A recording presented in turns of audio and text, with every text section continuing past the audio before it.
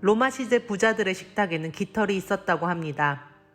깃털을 입에 넣고 목구멍을 자극해 토를 하면 더 많은 음식을 먹을 수 있었기 때문이랍니다.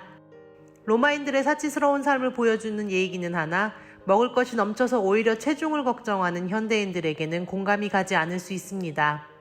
또한 난방이 되지 않는 집은 요즘 찾아보기 힘든데요. 그러나 중세시대에는 이게 상류층의 전유물이었답니다.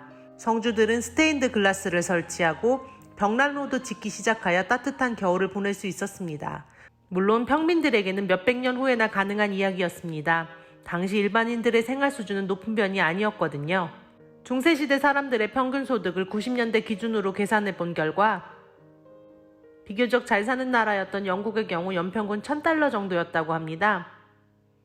시리아와 짐바브웨 같은 경우가 각각 967, $779입니다.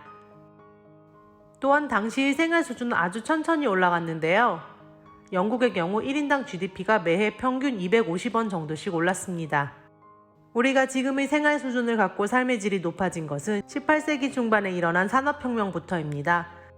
잠깐, 노동자 계급이 생기고 하루 종일 일만 하는데 생활 수준이 높아졌다고? 생활 수준이라는 건 뭘까요? 그럼 삶의 질은요? 세계인권선언문에는 생활 수준에 대한 언급이 있습니다. 생활 수준은 물질적인 측면을 강조하는 지표입니다. 학자들이 생활 수준을 측정할 때 자주 사용하는 것이 1인당 실질 GDP와 국민소득 GNI입니다. 세계은행의 자료를 보면 전 세계 사람들의 소득이 지난 30년간 크게 오른 걸 알 수 있는데요. 세계인의 평균 소득이 1990년 650만 원 정도에서 꾸준히 증가하여 2018년에는 3배가 넘었습니다. 그 옛날 연간 250원씩 증가하던 것과는 비교가 되지 않는 속도인데요. 지도에서 볼 수 있듯이 우리나라와 중국을 비롯한 많은 나라들의 생활 수준이 지난 30년간 급상승하였습니다.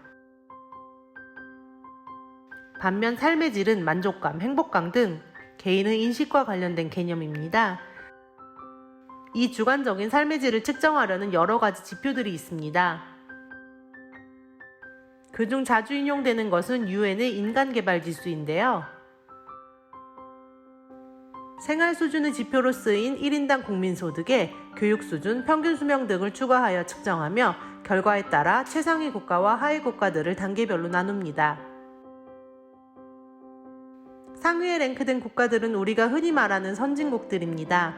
우리나라도 최상위권 국가에 속하며 세계에서 22위입니다. 실제로 한국인의 삶의 질은 꾸준히 높아졌으며 이웃나라 일본과 비교해도 그 격차가 계속 줄어들고 있는데요. 삶의 질의 상승은 전 세계적인 현상입니다. 1870년부터 최근까지 변화를 보여주는 이 지도에서 모든 나라의 색이 진하게 변하는 걸 볼 수 있습니다. 대부분의 나라에서 의무교육이 생기고 평균 수명이 늘어나는 걸 생각하면 이는 당연한 결과일 수도 있을 것 같습니다. 한 예로 150년 전 스위스의 평균 수명이 지금의 절반에도 못 미치며 1874년에서야 의무교육이 시행된 걸 감안하면 인류가 발전하고 있음은 확실한 것 같습니다. 마지막으로 여기 새로 태어난 두 아이가 있습니다. 20년이 지난 후 A가 대학에 진학할 확률은 절반이 넘습니다. B가 대학에 가는 것은 3%의 확률에 불과한데요.